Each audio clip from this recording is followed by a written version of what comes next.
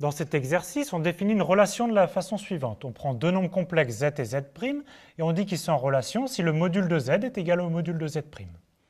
Dans la première question, on demande de démontrer que cette relation R définit bien une relation d'équivalence. Pour démontrer qu'une relation est une relation d'équivalence, il y a trois choses à vérifier: la réflexivité, la symétrie et la transitivité. Pour la réflexivité, c'est montrer que si on prend un nombre complexe z, il est en relation avec lui-même.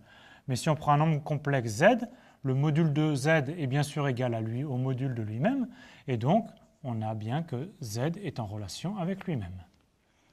Pour la symétrie, on part de deux nombres complexes z et z', et on suppose que z est en relation avec z'.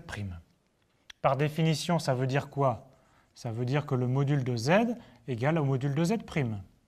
Mais si le module de z égale le module de z', bien évidemment, le module de z' est égal au module de z, et ça, c'est dire exactement que z' est en relation avec z. Donc la relation est symétrique.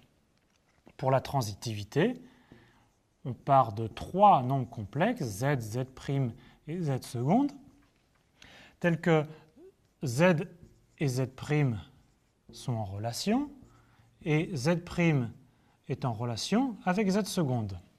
Et il s'agit de démontrer maintenant que z est en relation avec z seconde.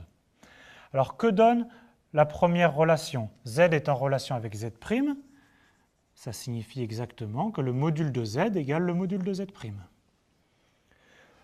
Z' est en relation avec z seconde, ça nous dit exactement que z', le module de z' est égal au module de z seconde.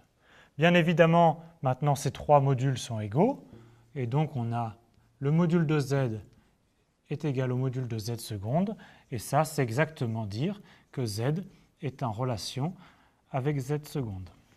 On a donc démontré la réflexivité, la symétrie et la transitivité de cette relation R, donc ceci est bien une relation d'équivalence.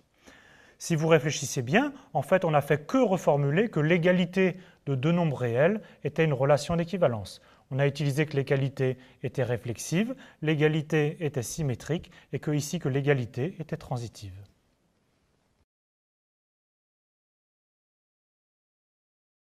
On nous demande maintenant de déterminer les classes d'équivalence de cette relation.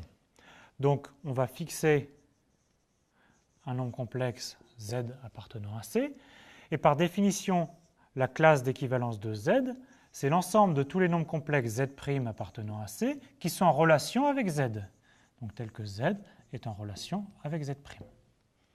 Ça, c'est la définition de la classe d'équivalence de z.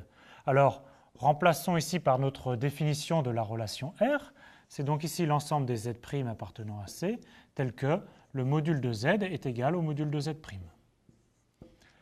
Donc, notre ensemble qu'on considère notre classe d'équivalence de z, c'est tous les nombres complexes qui ont le même module que z'. Donc géométriquement, c'est donc le cercle centré à l'origine et de rayon module de z. On peut faire le dessin ici. Si on fixe un nombre complexe z, l'ensemble des éléments z' qui sont en relation avec z, c'est bien tous les éléments du cercle bleu. Ici, c'est le cercle centré à l'origine et de rayon module de z. On a trouvé la classe d'équivalence et on l'a pu la représenter.